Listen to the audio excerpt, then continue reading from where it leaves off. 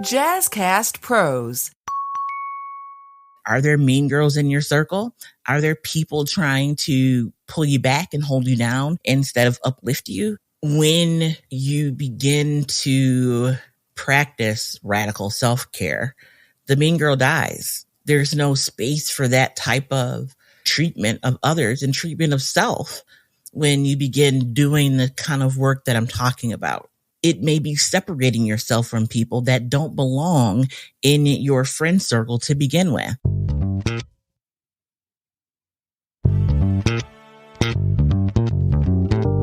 Welcome to the Healthy Illness Podcast. I'm your host, Coach Kelly Marie, and Healthy Illness is the podcast where you can learn how to build healthier relationships while living with mental health conditions. Hey, like, subscribe, and share this podcast. If you get something out of it, I know someone you know would get something out of it too. Leave a comment, let me know your thoughts, and hey, what direction you think Healthy Illness should go. I just spent some time, it being Women's History Month, was on a panel discussion and spent some time with some incredible women talking about relationships, being a woman, what that means in the workplace, in a corporate environment. How can we be better to and for each other? And one of the questions that was posed was about being a mean girl, being a woman in not just a corporate environment, but any work environment, even amongst friends, right? There's this mean girl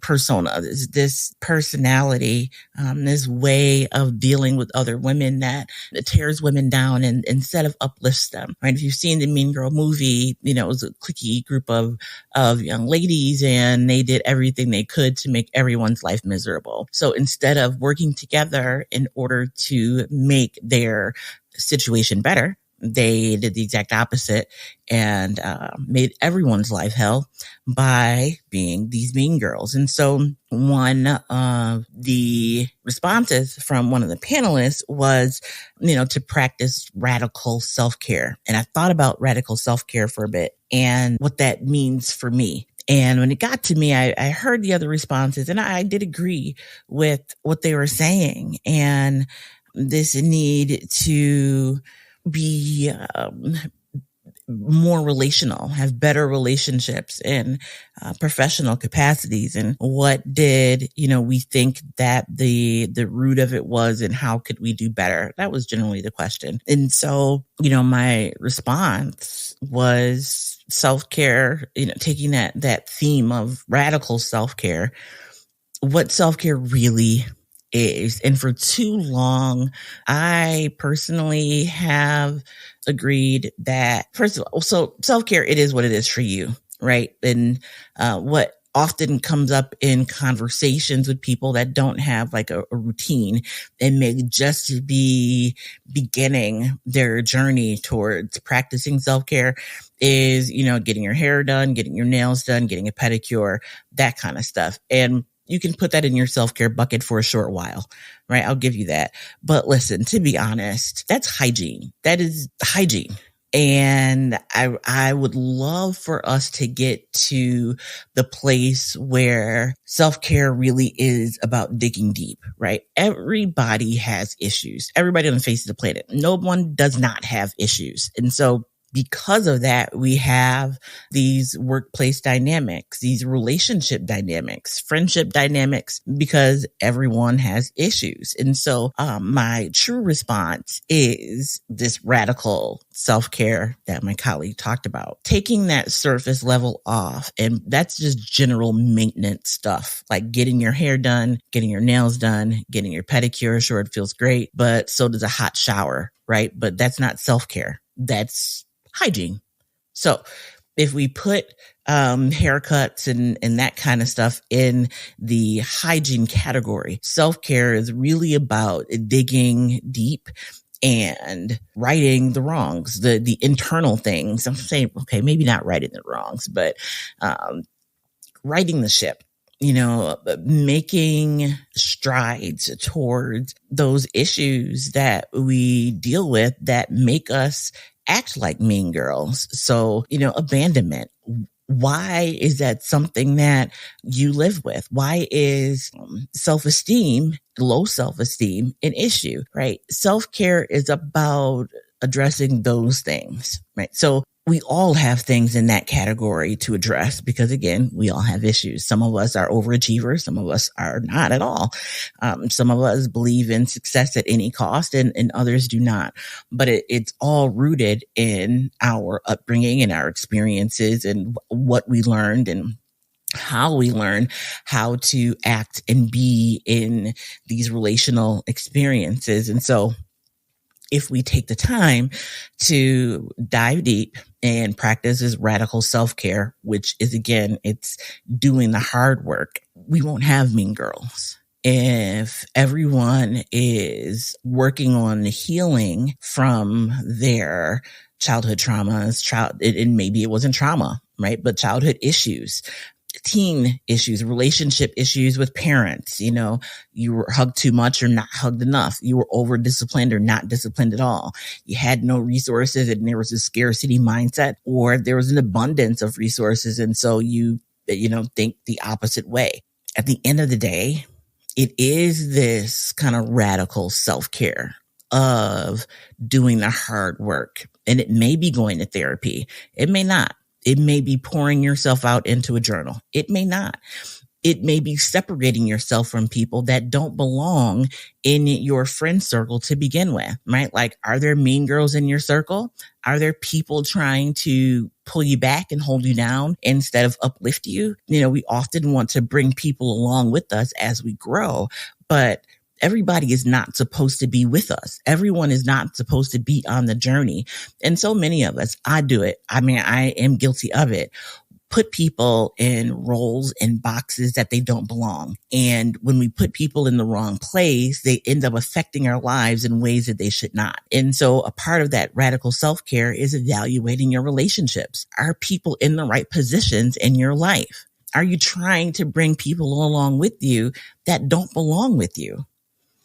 Taking a reflective look at who we are, who you are as a person, really means taking a look at you and those folks around you.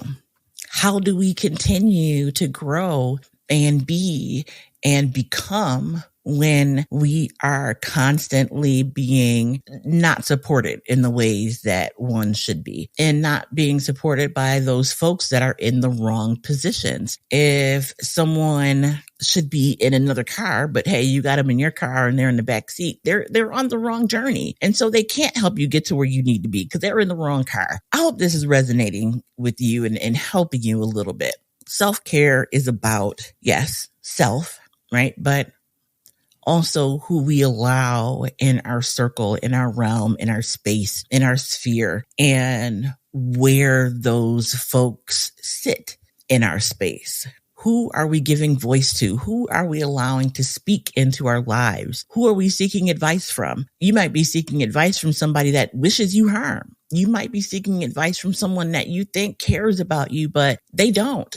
And that's a problem. So how do you go about putting people in the right place? How do you go about this radical self-care, this assessment of your circle? A part of it is understanding who you are and your purpose, your journey, right? Like, where are you? Who are you to be and supposed to go? And so one of the things that one of my mentors shared with me early on was to wear people loosely. To wear someone loosely means like a garment, right? I could take this shirt off. It may be my favorite shirt. I may like to wear it every single day. But at the end of the day, I can take this shirt off and never wear it again, right? It is understanding where someone should be and what place they should occupy. Do you have a best friend?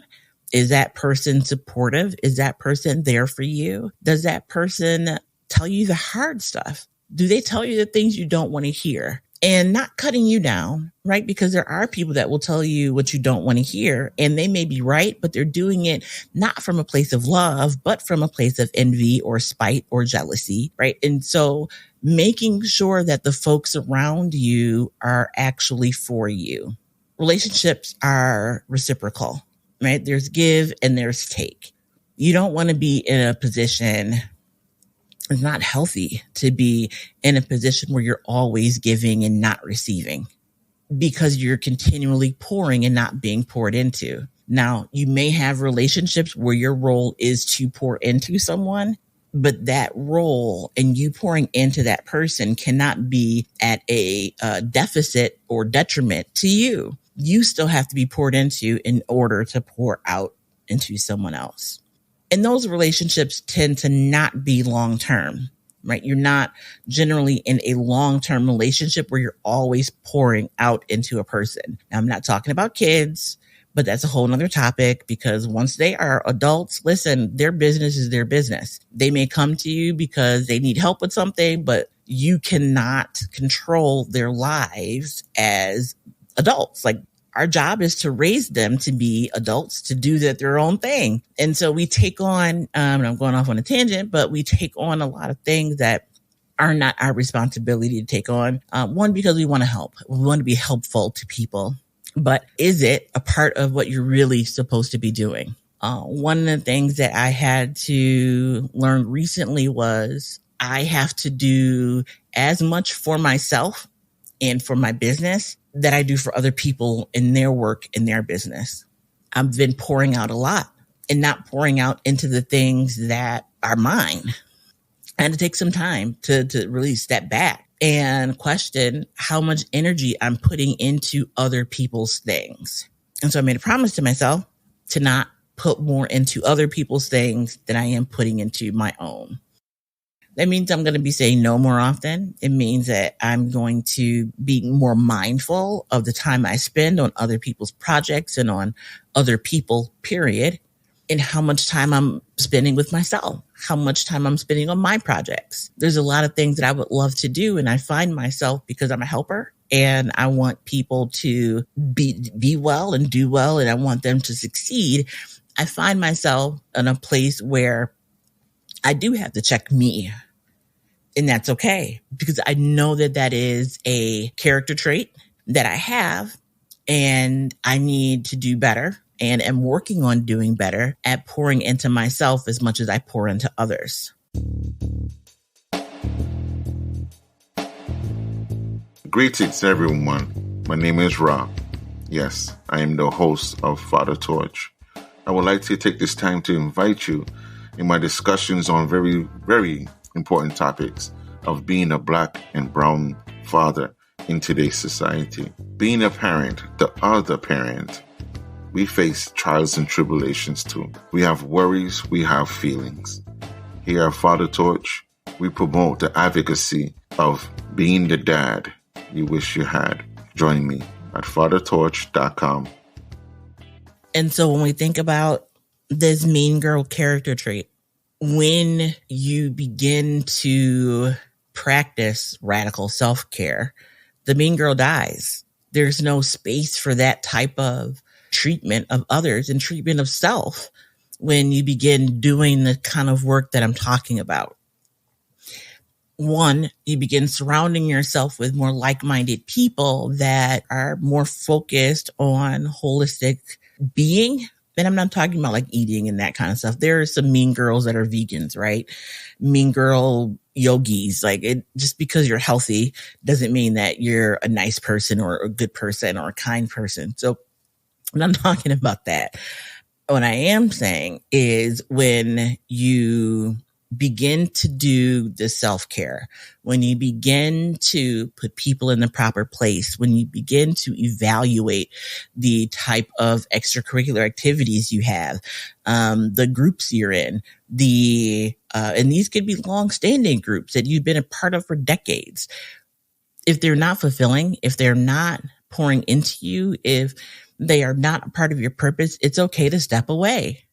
We get caught up in commitments and wanting to be people of our word, wanting to be people of integrity. But it is okay to say no. It is okay to readjust. It is okay to let people walk away, right? You don't have to hold on to people, nor should we, right? Hold on to people that don't want to be in our lives. But we may do that because of the other issues that we have. If you go back to the episode, the first one of the year with Dr. East, and we talked about emotional addiction, sometimes we get into these cycles where we end up with the same person over and over again, even though they have different names, different social security numbers, different addresses. They don't look the same, but they are the same person on the inside because we haven't done the self-work that's needed in order to address that underlying issue. And so it's totally okay and necessary for us to do the work. It is not easy, right? It is not always pretty. It is not fun, but it's necessary. And that is where and why I make the distinction between getting our nails and hair done as hygiene and doing this work that's much deeper. Because that's easy. You sit in a chair and someone else actually does the work. But what work are you doing on you? Now, if, you are working on setting time aside for yourself and your way of fulfilling that is by getting your hair done or getting your nails done or a pedicure or whatever, it's not the act, right? That is still hygiene, but you're setting time aside for you. That is self-care. How you use it is something totally different. So I hope you see that distinction between the self-care piece and hygiene, between doing the work and some of the superficial things that we've been attaching to this title of self-care. And so men going to the barbershop, it's not the act of getting the haircut, right? That's therapeutic. That's self-care. It's the conversation. It's, having that barber as a therapist who is hopefully giving good advice, who's listening, who's helping that person work through their issues in that time that they're together in the chair, right? So it's not going to the shop. It's not the act of getting a haircut, but it's the connection that those two people have and the ability that they have to work through things. And so I want us to be more mindful, more careful when we're using the word self-care. It's becoming trendy and it really isn't. It's a necessity and it is not always fun. It usually, I'm not going to say usually isn't fun because there are things that you will take great joy in that fall into a self-care category. But all in all, it's about doing the work. And so I encourage you to find ways to practice self-care that is you doing the work, of being radically transparent to yourself about your needs, about your weaknesses, about places where work needs to be done. I've said it before, we're not responsible for the things that were done to us as children or the environment in which we were raised. We're very much responsible for the healing and the correction that needs to take place so that we are better people. We can't say, well, that's just how I was raised or that's how we did things when I was growing up. If it's wrong, it's wrong. And you need to do the work to change. Taking ownership actually changes the thought process. Taking ownership, knowing and saying and articulating and speaking that thing that you are responsible for your actions changes how you act and react. It moves you out of this this autopilot mode and begins this self-accountability process. So a lot of things there. But all in all, being able to understand why self-care matters, why it's important, that self-care isn't selfish, and what self-care is not. So self-care is not a haircut. Self-care is not a manicure. Self-care may be setting time aside for yourself. Self-care may be saying no or saying yes, but it is us digging deeper. It's us doing the things that fix the broken pieces. There are plenty of people with laid hair that are messed up. So self-care is not getting a haircut. Self-care is not going to the hairdresser. And so I encourage you to begin to do the work, to begin to identify ways that are self-care for you, and that may differ between, person to person, and begin to do the work. Was that good? Did you get something out of that? I hope so. Self-care is my jam. I love it. I'm always working on some part of me. And that is one of the ways in which I'm able to live a healthier life with regard to my mental health conditions, because I'm taking the time to do the work. Hey, if you like this episode, check out Getting Real with Bossy, where we chat about what it's like to be a woman business owner. You'll hear interviews with women who are doing what it takes to succeed and the reality of what that looks like. We cover all the topics, figuring out the rules and regulations, navigating business partnerships, even if that's your spouse, motherhood while running a business, working within your values, and all the ups and downs of being the boss. Are you ready to get real? Pop over to our podcast, Getting Real with Bossy. Fantastic. Girl, where have you been? I haven't seen you at work in a while. Girl, I quit and started my own business. Really? That's amazing. How did you do it? Well, I've been listening to this Beauty Boss Millionaire podcast, and it really helped me change my mindset from an employee to a CEO. All that from a podcast? Yes, the Beauty Boss Millionaire walks you through the process of starting a business and making your first million. I need that in my life. I need someone to help me. Just go to beautybossmillionaire.com or pull it up on your favorite podcast app. It's time to boss up. If this was good to you, if you are digging Healthy Illness podcast, if you like the work, if you want to support the work, I encourage you to do so. You can do that. There's a link to actually PayPal. And I think I'll talk to Jazz and we'll get Cash App and all that other stuff up too. So you can help support the work that Healthy Illness is doing to help people build healthier relationships while living with mental health conditions. So if you need someone to talk to, right, you can dial 988 on your phone. And no matter where you are in the continental U.S., 988 will connect you to the national crisis line. You don't have to be in crisis to call. But if you need someone to talk to, you can call 988. You can also text 741-741, because we're not always in a position to be able to make a phone call when we need to talk to someone. So you can text 741-741. Both places, the text line and the phone line, are staffed with professionals that are able to talk to you and get you through whatever situation you're going through in the moment. So until the next time, I encourage you to be the light. You never know when someone is having their darkest day. You can be the light for them. That could be opening a door, holding an elevator, saying good morning, stopping and waiting for someone to respond when you say, hey, how are you? So many ways you can be the light. Hey, just by showing up, by listening, by being your best you. I am Kelly Marie. Please like, subscribe, and share. Do all of the social media things. All right. Until the next time.